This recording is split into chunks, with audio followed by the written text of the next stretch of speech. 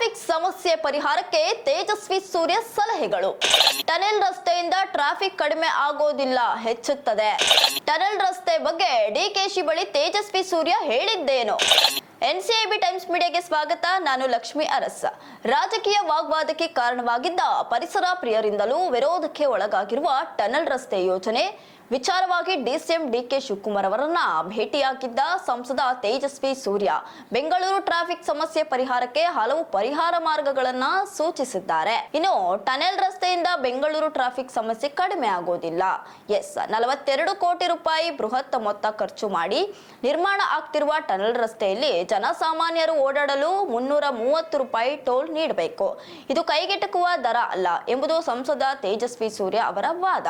ಇನ್ನು ಟನೆಲ್ ರಸ್ತೆಗಿರುವ ನಕಾರಾತ್ಮಕ ಅಂಶಗಳನ್ನ ನೋಡೋದಾದ್ರೆ, ಭಾರಿ ವೆಚ್ಚ, ಕಡಿಮೆ ಪ್ರಯೋಜನ. ಕೇವಲ 30 ರಿಂದ 35 ಕಿಲೋಮೀಟರ್ ಉದ್ದದ ರಸ್ತೆಗೆ 47,000 ಕೋಟಿ ರು ಖರ್ಚು ಮಾಡುವುದು ಅವೈಜ್ಞಾನಿಕ. ಇದು ಸಾರ್ವಜನಿಕರ ತೆರಿಗೆ ಹಣವನ್ನ ಪೋಲು ಮಾಡಿದಂತೆ ಆಗುತ್ತದೆ. ಹೊಸ ಟ್ರಾಫಿಕ್ ಸಮಸ್ಯೆಗಳ ಸೃಷ್ಟಿ.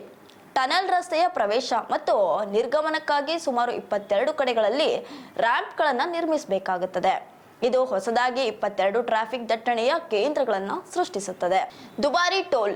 ಯೋಜನಾ ವರದಿ ಪ್ರಕಾರ ಟನೆಲ್ ರಸ್ತೆಯಲ್ಲಿ ಒಂದು ಬಾರಿ ಸಂಚರಿಸಲು 330 ರು ಮತ್ತು ಹೋಗಿ ಬರಲು 650 ರು ಟೋಲ್ ನಿಗದಿಪಡಿಸುವ ಸಾಧ್ಯತೆ ಇದೆ. ಇದು ಶ್ರೀಮಂತರಿಗಾಗಿಯೇ ಮಾಡುವ ಯೋಜನೆಯೇ ಹೊರತು ಸಾಮಾನ್ಯ ಜನರಿಗೆ ಇದರಿಂದ ಯಾವುದೇ ಪ್ರಯೋಜನವಿಲ್ಲ. ಮೆಟ್ರೋ ಯೋಜನೆಗೆ ಅಡ್ಡಿ. ಪ್ರಸ್ತಾವಿತ ಟನಲ್ ರಸ್ತೆಯ ಮಾರ್ಗ ಮತ್ತು ಮೆಟ್ರೋದ ಡೆಡ್ ಲೈನ್ ಮಾರ್ಗ ಒಂದು ಕಡೆ ಬರುತ್ತಿದೆ. ಮೆಟ್ರೋ ಯೋಜನೆಗೆ ಅಡ್ಡಿ ಪ್ರಸ್ತಾವಿತ ಟನಲ್ ರಸ್ತೆಯ ಮಾರ್ಗ ಮತ್ತು ಮೆಟ್ರೋದ ರೆಡ್ ಲೈನ್ ಮಾರ್ಗ ಒಂದೇ ಕಡೆ ಬರುತ್ತಿದೆ.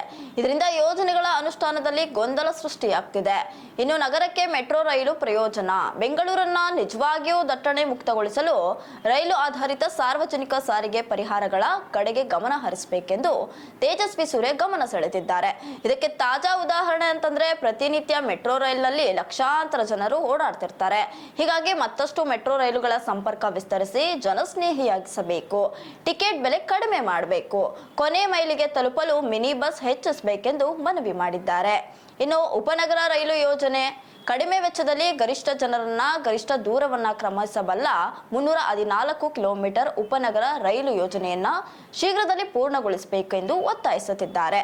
ಅನುದಾನ ಹಾಗೂ ಇಚ್ಛಾಶಕ್ತಿ ಕೊರತೆಯಿಂದ ರೈಲು ಯೋಜನೆ ಕುಂಠಿತ ಸಾಗಿದೆ.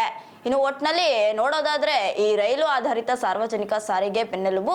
70%ಕ್ಕಿಂತ ಹೆಚ್ಚು ಪ್ರಯಾಣಿಕರನ್ನ ರಸ್ತೆ ಸಾರಿಗೆಯಿಂದ ರೈಲು ಸಾರಿಗೆಗೆ ಸ್ಥಳಾಂತರಿಸಲು ಸಹಾಯ ಮಾಡುತ್ತದೆ ಎಂದು ತೇಜಸ್ವಿ ಸೂರ್ಯ ತಿಳಿಸಿದ್ದಾರೆ.